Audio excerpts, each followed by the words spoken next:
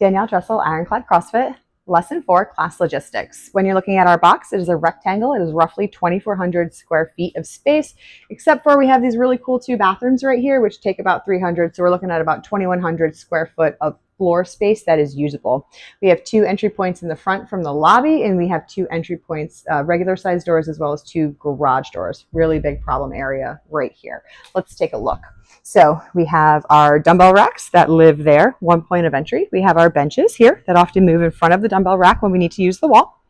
We have our weight plate tree, our equipment rack. We have our wall ball targets on top of the rig, point of entry, exit. We have our barbells in the back in the middle.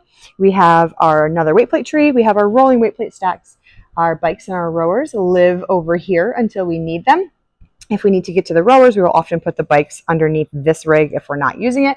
We have our second smaller additional rig. Our boxes and our skiers live over there. There is our very disadvantageous bathroom situation, but we make it work.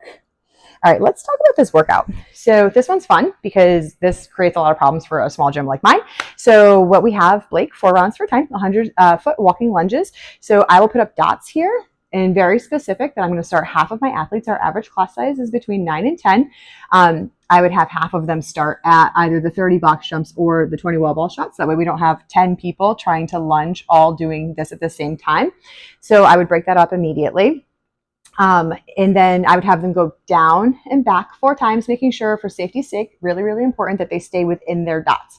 They can't venture off because they're going to bother their friends doing wall balls. So we have our 100-foot walking lunges in the open area of the gym. Things that are open in this gym drive me nuts because then I have to move people in abnormal spots. So this is a good one for me. Moving forward, we have 30 box jumps. I'm going to put those boxes inside and under and behind the rig. Obviously, there's enough space there that they can jump up on the box and step down without hitting their head as long as they're going this way. We often put the boxes under here if we are not using them and if we have anything big in the middle. We have 20 wall ball shots. So our wall ball shots are going to be here where the green X's are, which is in front of where our people are doing their walking lunges. So it's really important that you control your ball per usual. Make sure that you're just staying in your lane, in your zone, not moving outside of it. If you are not comfortable with throwing up to the wall ball target, I often will have people do their wall balls to the wall. If they can't quite make that target or they're not comfortable with throwing to a target, we can hit the 9-foot line or the 10-foot line on the wall in one of these 2 locations that are generally out of the way. You could also do wall ball thrusters in any one of those locations if you needed to.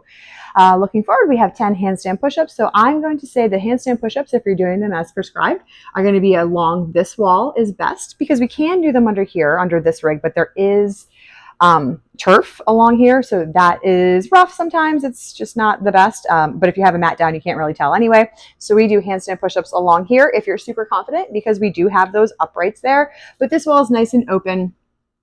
This is the wall that most people tend to do their handstand push-ups on. I have a lot of athletes that are uncomfortable with going completely upside down against the wall.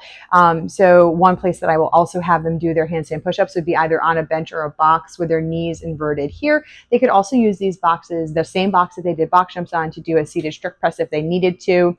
And additionally, the last place, it's kind of like a last ditch effort, but if you absolutely had to, you could do handstand push-ups on the bathroom door. It is available for space.